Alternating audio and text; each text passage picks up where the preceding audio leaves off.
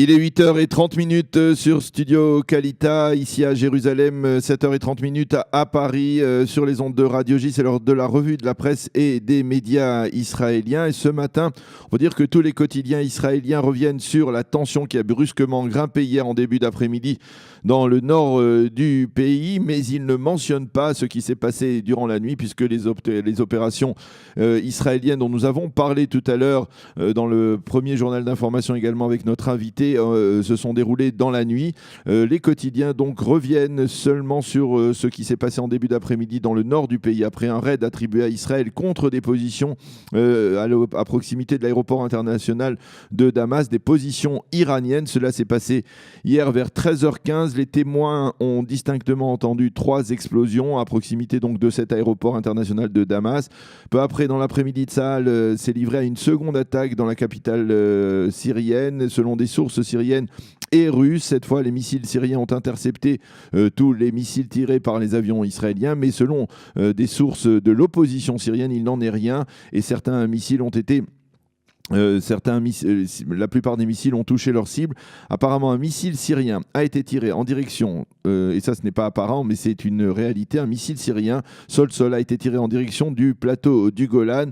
Et c'est alors que le système de défense d'hommes de fer qui a été déployé au cours des derniers jours dans le nord du plateau du Golan a intercepté ce missile syrien au-dessus des têtes de milliers de visiteurs israéliens venus skier hier sur les pistes du mont Hermon.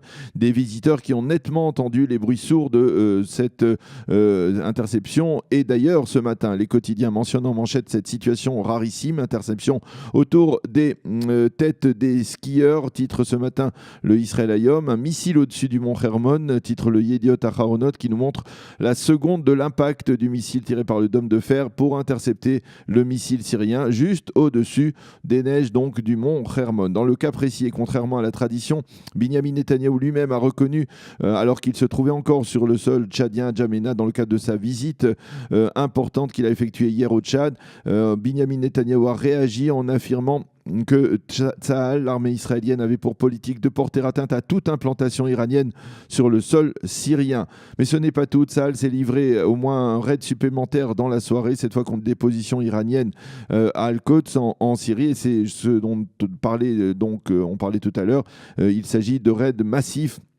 Le Maariv rappelle qu'il y a 3 jours, des sources russes avaient clairement affirmé que Moscou ne tolérerait pas la poursuite des raids israéliens dans la proximité de l'aéroport international de Damas, et ce en particulier parce que les Russes ont pris sur eux de restaurer cet aéroport qui a été durement touché par la guerre civile, mais aussi donc par les raids israéliens de ces derniers mois. Selon le quotidien israélien, le Maariv, un avion iranien, peut-être même l'avion cargo qui achemine régulièrement des armes destinées au Hezbollah, a dû rebrousser chemin hier alors qu'il s'approchait de l'aéroport. Il est possible que les forces israéliennes aient repéré cet avion à temps et lancé leur raid pour déjouer son atterrissage.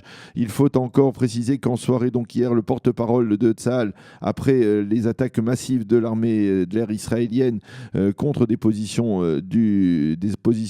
iraniennes et des positions syriennes, le porte-parole de Tsahal a annoncé la fermeture de la station de ski du mont Hermon pour la journée d'aujourd'hui, et ce pour des raisons de sécurité. Amos Harel, dans le Haaretz, estime que le tir de missiles syriens vers le territoire israélien risque de contraindre Israël à réagir à sa manière, et c'est effectivement ce que l'armée israélienne a fait durant la nuit. Yossi Yehoshua, dans le Yediot Aharonot, souligne qu'il s'agit là d'une première opération israélienne menée par le nouveau chef d'état-major de Tsahal, le général Aviv Kochavi, 5 jours à peine après son arrivée à la tête de l'état-major. Yehoshua fait également remarquer qu'il y a une différence entre l'approche très discrète de Tsahal face à ces raids et l'approche plus publique du Premier ministre, qui, comme je vous le disais, a souligné la volonté d'Israël de neutraliser, d'empêcher l'implantation iranienne en Syrie. Enfin, Yoav Limor affirme dans le Israël Hayom que l'on se trouve au bord d'une confrontation directe et frontale avec l'Iran. Voilà donc pour ces développements majeurs d'hier et durant la nuit, répercutés en ouverture des journaux télévisés d'hier soir et en manchette des quotidiens de ce matin, ainsi que dans les sites d'information plus réactualisés. D'autres titres dans la presse israélienne de ce matin. Les quotidiens reviennent sur la visite éclair de Binyamin Netanyahou au Tchad, visite au cours de laquelle il a annoncé conjointement avec le président tchadien Idriss Déby le rétablissement des relations entre les deux pays rompues avant la guerre de Kippour en 1972. Le Premier ministre a parlé de percée israélienne dans le monde musulman après cette annonce et de préciser que l'Iran et les Palestiniens avaient tenté de torpiller ce rétablissement des relations, mais en vain.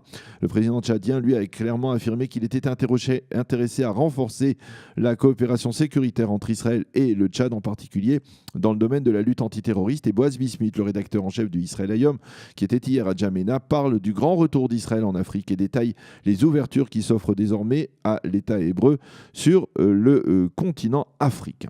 Les journaux israéliens de ce matin, il faut bien l'avouer, de nombreux programmes d'actualité sur les télévisions et les radios israéliennes hier se penchent sur la mort de Yehuda Biedga, 24 ans, qui a été tué vendredi par un policier israélien. Hier, des centaines de membres de la communauté éthiopienne ont participé à ses obsèques et aujourd'hui, les militants de cette communauté en colère ont l'intention de reprendre leur manifestation. Ils se réuniront devant le centre commercial Azrieli à proximité des bureaux du gouvernement à Tel Aviv pour protester contre la mort de Yehuda Biedga, qui était donc originaire issu de la communauté éthiopienne et qui a été donc tué vendredi. Mais certains médias et quotidiens citent ce matin des témoins qui ont assisté vendredi à la mort de Yehuda et qui affirment que le jeune homme a bel et bien brandi un couteau et qu'il s'est approché dangereusement du policier, qui a donc ouvert le feu et l'a mortellement blessé. Les membres de la communauté éthiopienne demandent pourquoi le policier n'a-t-il pas tiré en direction des jambes de Yehuda. Ils se sont étonnés également que le policier ait pu reprendre dès hier du service comme si de rien n'était. La police des polices enquête toujours sur cette affaire qui a, vous le comprenez donc, de lourdes répercussions sociales et qui reflète une fois de plus le malaise de la communauté éthiopienne en Israël.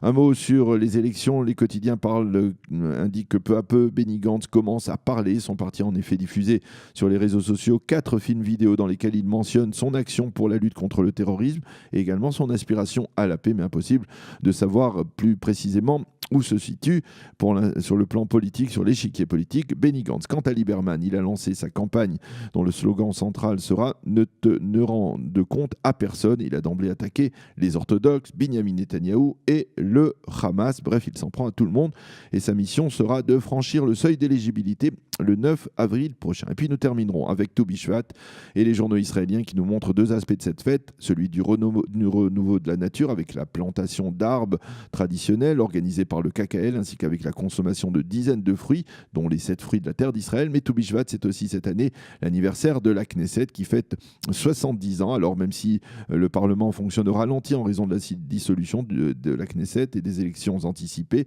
ce sont plus de 2000 personnes qui sont attendues aujourd'hui dans l'enceinte de la Knesset à l'occasion de cet anniversaire. Le Yediot consacre une double page à cet anniversaire avec des photos historiques d'événements marquants durant la longue vie du Parlement israélien. Guido Dallon, le vétéran des correspondants parlementaires, fait remarquer que la 20e Knesset s'est distinguée par un record, celui du nombre de femmes députées. Voilà donc pour cette revue de la presse et des médias israéliens. Il est 8h38 à Jérusalem, 7h38 à Paris. Nous allons marquer une pause et on se retrouve tout de suite après avec la chronique d'Eliana Gurfinkel. Pour mieux s'immerger dans la réalité politique, sécuritaire, économique et sociale d'Israël, connectez-vous chaque matin sur Studio Kalita. Daniel Haïk vous y attend pour sa revue de la presse.